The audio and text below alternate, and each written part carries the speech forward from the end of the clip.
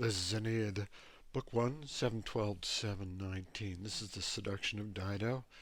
And the setting is that Dido is holding a big feast. Aeneas and his son Ascanius are coming to the feast, but Ascanius isn't really Ascanius. He is Cupid in disguise. And this Cupid in disguise has come here to finally sort of rob Dido of her wits and make her fall madly in love with Aeneas. Especially unhappy, or perhaps unfortunate, and dedicated to future destruction. Devota kind of means like this is fated by the gods. There's that wota stem in there means prayer, and this is nominative, and this is nominative too, because we're not getting to the subject quite yet. The subject is way down here, Phoenicia, which equals Dido, right? That's another one of her names. The Phoenician woman, Dido, devoted to future ruin, nequit, she is not able to fill up her mind. Okay, so this is present, active, infinitive, explere, and mentum is dio, right? Accusative, and she burns, so verb number 2, verb 1, verb 2, she burns with watching. Ha-ha! Gerund, we love it. Phoenicia, the Phoenician one, Dido. And she's besotted with Ascanius, aka Cupid. And equally, movetur, passive, 3s, indicative. Simple. She is moved equally by the boy and by the gifts. The gifts, right? Troy, horse, bad. Don't like these treacherous gifts. Ille. So we've changed to masculine here. So this has to mean Ascanius or Cupido. Cupid. He, when pependit. Ooh, lovely. This is one of the stutter verbs. Pendo, pendere, pependi. So that's perfect. Active. Indicative. Simple, simple, simple. Subject is ille. When that guy hangs off of the embrace and neck of Aeneas. It's a nice symmetrical balance there. Yeah, pependit, it's a stutter verb, just like posko, poskora, poposki, dodare dedis, dostare steady.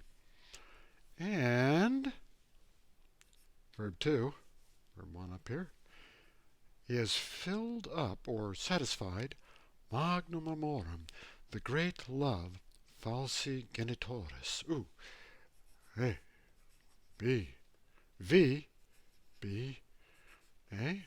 Almost a golden line there. We've got beautiful symmetry, and we've got chiastic. Let's just call it chiasmus. Chiastic word order, ABBA. So once he's done with his dad, petit regina, V3. And Dio here, he seeks out the queen. Now, petit can be an aggressive verb. It can mean attack or assault. And that's exactly what's happening here. Hike. Okay, so now this is feminine. So this has to be talking about the queen. And this is how Latin, with its genders, can structure the reading more. Hike means the feminine singular thing. Ille means the masculine singular thing, which has to go back to the boy, the puero. She, with her eyes, ablative there, ablative of means, she, ooh, repetition, anaphora. We love it, anaphora. Another ablative of means, with her whole heart, hiret, clings.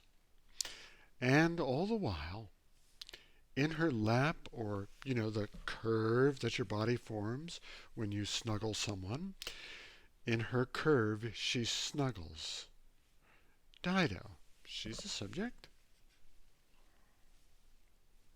And here's her verb 2, her verb 1. Okay, oh, I'm sorry. This is Navi, and you'll see why I did that. That's a really important word. V2 is right here. So she's clinging to him and cherishing him, and she is inskia. This is an adjective. All right, modifying Dido there. But this adjective then sets off this whole clause. Dido is unknowing. Quantus. I'm going to call this indirect question. It is a phrase starting with a question word. And this, you see, is it still on the camera? Yep. Subjunctive. Active. 3S. And it's subjunctive because it's in this indirect question. The direct question would be, how great a God is pressing down upon this wretched woman? And the indirect question is, Dido doesn't know how great a God presses down on her, the wretched woman. So she's inskia. And this really brings out the helplessness of Dido. She's really being betrayed. This is treachery of the greatest kind. She's being kind to these strangers in a strange land, rescuing them, giving them food and hospitality at her table, and instead of any kind of thank you, she's getting petted, she's getting attacked. A great god is insidat, kind of crushing her underneath it. So she's really getting betrayed.